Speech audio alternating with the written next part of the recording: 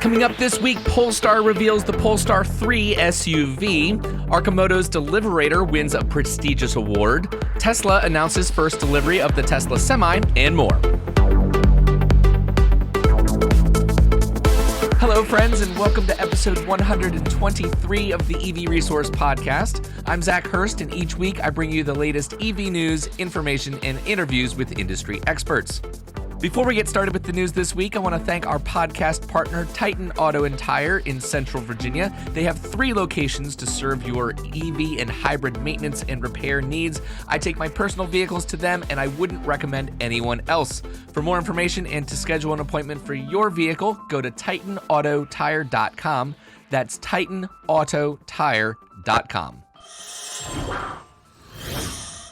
Starting us off this week, Polestar revealed their third EV, appropriately named the Polestar 3. It's an electric SUV with a claimed 300-mile range and super fast charging. Jeff Perez of Motor One writes, the Polestar 1 was an exciting product that helped to reframe Polestar as a new EV company rather than Volvo's performance sub-brand. The all-electric Polestar 2 brought the automaker to the masses with an affordable luxury compact built to take on the Tesla Model 3, and now Polestar hopes to change the game with its first fully electric SUV. Polestar calls the 3 an aerodynamic performance electric SUV, and it boasts a corresponding drag coefficient of 0.29. It's not the slipperiest in the segment, admittedly. The Mercedes-Benz EQS SUV, Tesla Model X, and BMW iX all beat it. However, it is certainly a strong option in the race for efficiency. Underneath the Polestar 3's somewhat slippery body is a 400-volt EV architecture that houses a 107 kilowatt-hour usable battery pack and 2 electric motors. That gives the Polestar 3 an EPA estimated range of 300 miles in the U.S. with 250 kilowatt peak DC fast charging capability that should recharge the battery from 10 to 80% in just 30 minutes. And that puts it in line in terms of charging speed with the Ioniq 5 from Hyundai, the Kia EV6, and Genesis GV60, all of which are on the eGMP platform. The dual motor setup gives the Polestar 3 a healthy 489 horsepower and 620 pound-feet of torque with the ability to hit 60 miles an hour in 4.9 seconds. Adding the $6,000 performance package bumps those figures to 517 horsepower and 671 pound-feet and drops the 0 to 60 time to 4.5 seconds, while the performance pack also adds new 22-inch wheels, standard Pirelli P0 tires, gold valve caps and seat belts like the Polestar 2, and a range optimization drive mode, which is certainly going to be helpful because the performance pack also drops the estimated range to 270 miles. But honestly, that's okay. That is the package on this that I would have for sure. And to dive into that, yes, I know we're getting used to EVs with 0 to 60 sub 4 seconds and some even sub 3 seconds. But honestly, Polestar's really not focused on having the quickest vehicle out there. It's much more well-rounded than that. So yes, even though you only get a 0.4 second improvement in 0 to 60 time with the performance pack, that is not really the best way of describing what is included. You know, the experience of driving the performance package on this is definitely going to be worth every penny to people that like to drive enthusiastically like me. The Polestar 3 will launch in the long-range dual-motor trim exclusively, but rumor has it that more, and hopefully more affordable, models will be available down the line. For now, the Polestar 3 starts at $85,300 with the $1,400 destination fee included. You add the $6,000 performance pack, and that brings the total cost to $91,300, which is definitely why I won't be having one. I'll just have to borrow somebody else's for testing and reviews. But even that will have to wait. Polestar is currently taking pre-orders for the 3, but the first customer examples won't roll off the line until 2023, and most likely later in 2023. Next, GM has dropped the second teaser for its upcoming Sierra EV Denali. The new video shows off the truck's front fascia, something we've seen before, but we now know that the pickup will debut on Thursday, October 20th at 5 p.m. Eastern. GMC will reveal the Edition 1 model, and potential buyers will be able to reserve it. According to the automaker's consumer-facing website promoting the truck, the Sierra EV Denali is built to, quote, tower above everything you thought the electric truck could be. That's why it's the only EV that deserves the name Denali, end quote. GMC first teased the truck in December of last year, and little is known even now about it.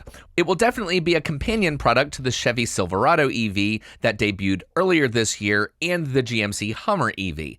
The Chevy debuted with an estimated 400 miles of range and a dual motor configuration that can produce as much as 664 horsepower and a little over 780 pound-feet of torque. The truck can hit 60 miles an hour with its wide-open watts, or WOW, mode in 4.5 seconds. GMC will likely offer the Sierra EV Denali in various trims and configurations, but the customer shouldn't expect the entire lineup to be available all at once. It could offer a high-performance model that borrows parts from the 1,000 horsepower Hummer EV. And don't expect it anytime soon either. GM tends to announce vehicles long before they reach showrooms. Chevy revealed the Silverado EV in January of this year, but the first examples won't begin arriving on the market until spring of next year for a 2024 model year. So I wouldn't be surprised if GM launched this in late 2023 or early 2024. One vehicle that should arrive before both the Polestar 3 and the GMC Sierra EV Denali is the Aptera solar electric vehicle. Tyler Boggs with Clean Technica had the chance to check out the Aptera Gamma prototype at the Fully Charged live show and shared some photos and video of the vehicle. Sadly, as this is an audio podcast, I can't share much of that for you to see, so I will have a link in the show notes for you to check this one out. I'm sure you all know by now that the Arcimoto SUV is my favorite EV that I've ever driven. Well, the Aptera might be my favorite EV that I've never driven. In fact, it's the first vehicle I've ever put down a deposit on without seeing and driving one in person. And one of the major reasons I did this is because I love efficient vehicles and I love weird attention-grabbing vehicles as well, and the Aptera is the best of the best in both of those categories. When it comes to styling, the Aptera looks unlike any vehicle currently driving on the roads. It's a fully enclosed three-wheeler with two wheels in the front and one in the rear, and it is shaped much like a small airplane or spaceship. A rounded nose expands around the passenger compartment before coming to a tapered point behind the cargo area. The front and rear wheels are also covered entirely, with the exception of where they meet the road, creating an aerodynamically optimized design with efficiency at its core. In fact, when Aptera rolls these off the assembly line, they will be the most aerodynamically efficient vehicles ever to drive on the road, sporting a coefficient of drag of only 0.13. And if you're not familiar with aerodynamic measurements in terms of coefficient of drag, just know that this is so extreme, it isn't likely that any other manufacturer will ever achieve similar results. The Aptera is going to use 30% less energy compared to even the most efficient electric vehicles on the market today. And the efficiency doesn't just stop with the body design. Aptera uses a lightweight composite material for the body and chassis, and it also includes what they're calling a skin cooling system, which I don't have enough time to get into that, and in-wheel motors with the latest advanced technology. Now, the really exciting part of the Aptera is that it uses solar panels to recharge the battery in addition to being able to plug it in. With the full solar option, and that's only a $900 increase in cost, the Aptera has the ability to recharge as many as 40 miles per day in ideal conditions. And I played around with their website a bit and discovered that in most of North America, if you drive 25 miles a day or less, there is a really good chance that you would never need to plug the Aptera in order to charge it. My personal build, I went for the all-wheel drive, which is an additional $2,500, but drops the expected acceleration from 5.5 seconds for the front-wheel drive model to 3.5 seconds.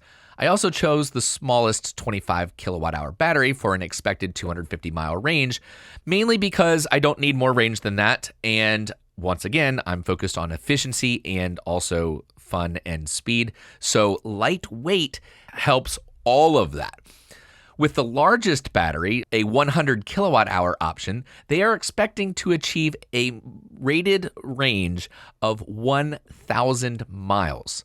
So a good way to calculate the different battery sizes with the range is 10 miles per kilowatt hour. So the 25 kilowatt hour battery option, 250 miles. They also have a 400 mile and 600 mile range, which of course is a 40 or 60 kilowatt hour battery option, respectively. These are numbers that you just can't hit with any other vehicle, especially for the price. The Aptera starts at only $25,900, and that doesn't count any incentives at all. That is the actual base price. Deliveries should start in 2023, and if you're really interested in an Aptera of your own, I have a referral link, and I would love for you to use that. It's in the show notes, so just check there and you can find it. And in addition to getting some money off of the $100 deposit, you're really helping me out with $1,000 off the price of an Aptera for myself.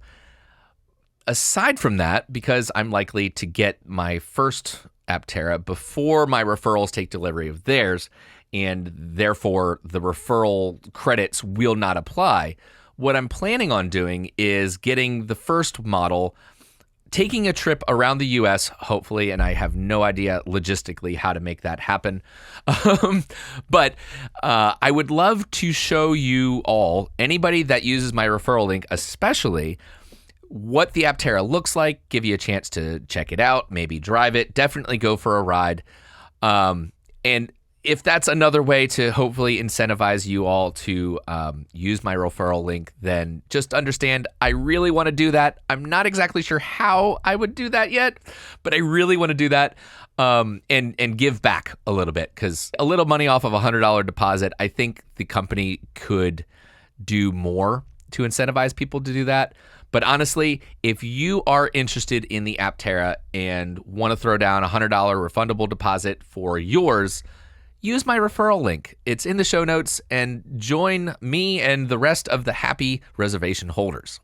Arcimoto has received a prestigious award for their Deliverator, the single-seat urban vehicle based on the FUV platform that is designed to optimize last-mile delivery.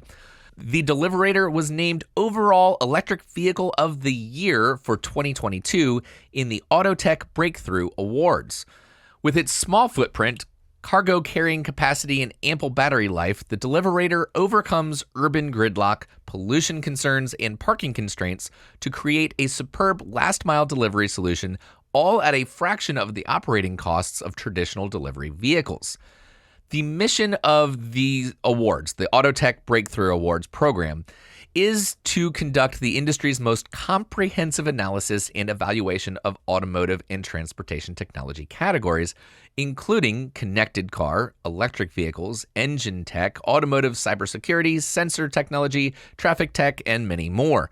And this year's program attracted more than 1,500 nominations from around the world. Brian Vaughn, the managing director of Autotech Breakthrough Awards, said, quote, "Businesses of all kinds are searching for small footprint, sustainable delivery vehicles that will cut costs, increase revenue, and improve the customer experience. The well-thought-out design of the Deliverator from Arcimoto allows drivers increased maneuverability, resulting in quicker delivery times. Arcimoto's Deliverator has overcome urban gridlock, pollution concerns, and parking constraints to create a superb last-mile delivery solution. Congratulations on being named Electric Vehicle of the Year," end quote. And I actually drove a Deliverator earlier this year in the summer and was really impressed with how the company made just a small change to the FUV, but created something that is much more practical for delivery use. It's no surprise to me that they won this award. Next, Toyota is doubling down on their push for hybrids over full battery electric vehicles and doesn't seem to understand why the company is being criticized for its lack of significant progress towards full EVs. Peter Johnson with Electrek writes that almost every automaker has turned to a pre-order system for their electric models because they cannot keep up with the demand and the orders that are coming in. According to the International Energy Agency, the IEA, electric vehicle sales are on a pace to hit another global record this year after almost doubling last year to 6.6 million. With new government incentives and rebates, electric vehicle adoption is expected to continue gaining momentum as production capacity comes online and automakers switch their focus to EVs. Despite this, less than 2 months ago, the EVP of sales at Toyota Motor North America claimed, quote, "I don't think the market is ready," end quote, for electric vehicles, citing high costs and lack of infrastructure. New federal incentives are expected to drive the infrastructure number significantly higher in 2022. The DOT announced a $5 billion funding plan under the National Electric Vehicle Formula Program, part of the bipartisan infrastructure law, to build an EV charging network across the U.S. over the next 5 years. Meanwhile, Toyota's first attempt at a fully electric car, the BZ4X, was less than ideal as it was recalled due to the wheels falling off. And that, I think, says more about Toyota's intentions than anything else, because we know Toyota makes great cars. I mean, they've been known as one of the top, if not the top, manufacturer for reliability. So nothing against their ability to make electric vehicles. This could have been powered by anything. The wheels were falling off and it took them a long time to figure out how to fix it. That says to me they don't care about this vehicle, which then I'm going to extrapolate to say that they don't care about making fully electric battery EVs at all. And then just recently, Toyota's CEO told reporters it would stick with the hybrid technology, stating, quote, "Playing to win means playing with all the cards in the deck," end quote, referring to offering fuel cell alternatives with hydrogen, hybrids, and then eventually maybe EVs. It seems the entire company is on board with these plans as another executive reiterated the same train of thought, defending the company's progress so far. Sean Hanley, VP of Sales and Marketing at Toyota Motor Australia, delivered remarks during the debut of the automaker's new Toyota Corolla Cross Hybrid in Sydney. After the speech, while addressing the media, questions about the company's carbon reduction plans and the EV progress, or lack thereof, seemed to strike a nerve. Hanley said that Toyota isn't opposed to battery electric vehicles, but that the company has a different view on how and when to get to carbon neutrality. He said carbon is the enemy, not the powertrain. And while in a bubble that might sound perfectly fine, you have to take into account the messaging of the company as a whole. For years, Toyota has had not just pro-hybrid advertisements, but some ads that are pointedly anti-EV saying, "We choose not to plug in," all while promoting the benefits of the technology they invested billions of dollars into developing, hybrids. The author of this article, Peter Johnson, ends with some valid points, saying hybrids did play a role in reducing carbon emissions in the transportation sector, and Toyota played a significant role over the last 21 years. However, the issue Toyota doesn't seem to be grasping here is that hybrids were never the solution. They were a great innovation to eventually graduate to full electric cars as tech progressed. Technology has advanced significantly in the last several years, allowing for a higher range, which is the primary concern for those looking to buy an electric vehicle. And although hybrids are a better alternative to gas-powered cars, they are still not fully efficient. A new study finds that because hybrids are heavier, they have the battery pack after all, they can consume more fuel in the long run, eroding the benefits. This is something that has been seen, I believe, in the UK with their incentives to have company vehicles be hybrids. What the drivers of the vehicles would do is drive them around and never plug them in to charge, the plug-in hybrids that is, because they got the incentive, that was the point, and they didn't care about the actual consumption. So they ended up using a lot more gas because they were carting around this massive, well, not massive, but a heavy battery that was never used. And with the popularity behind EVs only expected to accelerate in the next few years as new EV models are introduced to the market and federal incentives are designed to lower the costs while expanding access to charging, Toyota is just not on board. And yes, they are known for being cautious, but at this time, it might cost them in the long run.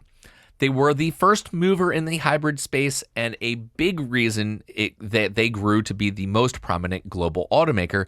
However, with all major markets accelerating pure electric sales, Toyota may fall behind as demand for zero-emission EVs continues building. There is a new world record for the quickest EV from 0 to 100 kilometers per hour, or 62 miles per hour for those of us that aren't on the metric system. A team from the University of Stuttgart, Germany, built a single-seat, and I'm calling this an oversized go-kart, vehicle that weighs just under 320 pounds, has 241 horsepower, and combined with an all-wheel drive powertrain, was able to hit 62 miles an hour in 1.416 seconds. It has a force of acceleration of 2.5 Gs, which is more than an F1 car. And I will put a link in the show notes to the video of the record run. It is impressive what they were able to do, but there really isn't much more to say about it. It's not a production vehicle. It's a one-off, once again, oversized go-kart.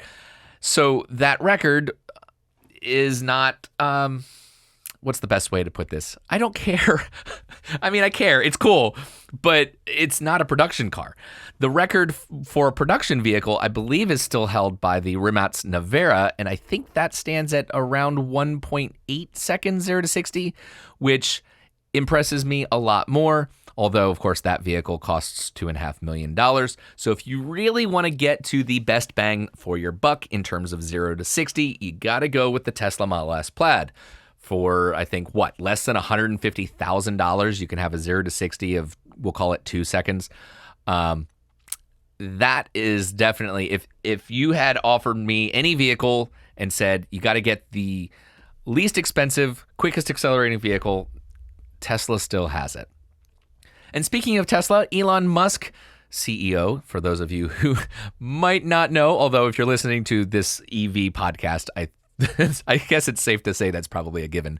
But Elon did his thing. He took to Twitter to announce that Tesla will deliver its first semi-trucks to Pepsi in early December. Musk posted a photo of the semi along with a caption that said, quote, "Excited to announce start of production of Tesla semi-truck with deliveries to Pepsi on December 1st. End quote, and then added, quote, 500-mile range and super fun to drive, end quote. The semi-truck is the start of Tesla's range of all-electric Class 8 cargo trucks. The vehicles will be able to travel between 300 and 500 miles on a single charge, depending on the model. Pepsi has ordered 100 of what it refers to semi-tractors, 15 of which it expects to be deployed by the end of 2022, per its website. So this is long overdue. Tesla actually first unveiled the Semi back in 2017, and of course, production has been plagued by significant delays. Okay, coming down the home stretch here, the second to last story I have for you is about Honda. They have unveiled the design of the Prologue, which will be their first all-electric SUV. And the funny thing about it is it's not going to be entirely Honda. Like most of the Japanese automakers, Honda has been significantly lagging on EV technology. They focused primarily on hybrid and hydrogen technology and really haven't had much to offer on the full BEV side of things, minus maybe the Clarity and the Honda E, but we cannot get the Honda E here in North America, and the Clarity was discontinued in 2019. So there has been a gaping gap in really what has been offered from the company. Now, Honda has partnered with GM to use the Ultium vehicle and battery platform for the Prologue. Aside from its exterior dimensions, Honda didn't release the expected specifications of the SUV, though it is expected to be similar to the upcoming Chevy Blazer EV. And as a result, we can probably expect deliveries sometime in 2024, assuming no delays.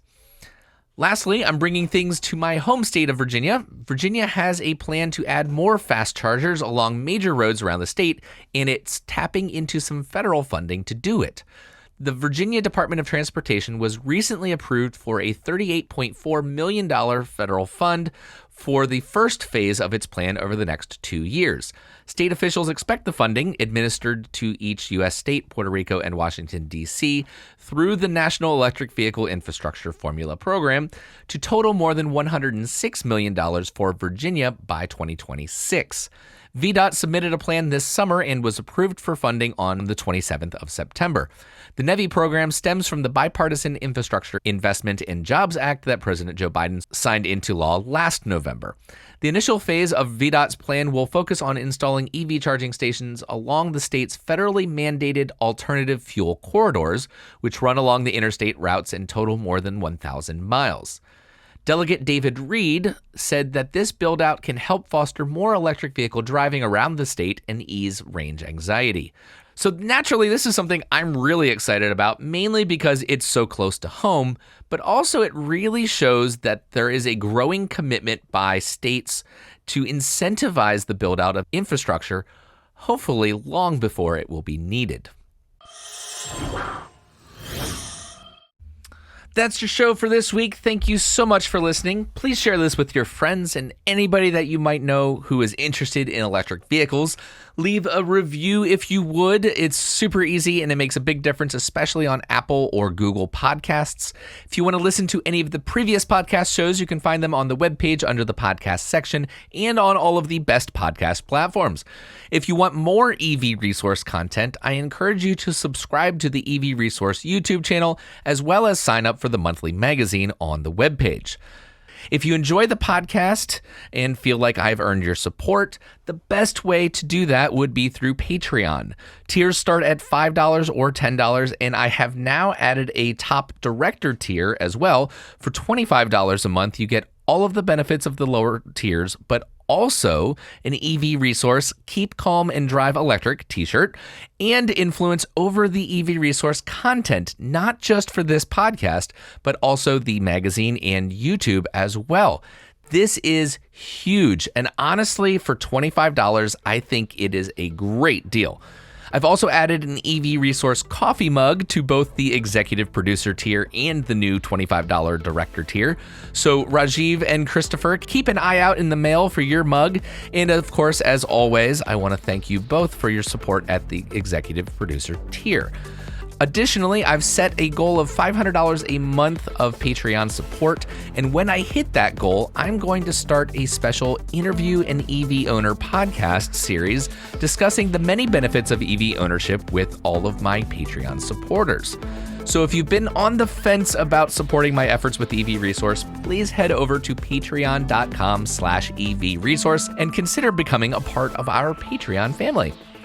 I did have to reschedule the monthly water cooler chat. Yesterday, I was with my son for a martial arts competition, and it ran way over the scheduled time. In fact, I was there for over 10 and a half hours yesterday. I do plan on having the makeup time either this coming Friday or Sunday. There is a poll up on Patreon for the Patreon supporters, so if you haven't seen that yet, go ahead and head over there and vote so that we can decide what day we want to have our chat. I invite your feedback via email to hello@ev-resource.com. You can find EV Resource all across social media, connect with the family, and engage in discussions about the latest and greatest in the EV world. That is it for this podcast, so thank you so much for being with me, and I'll catch you next week.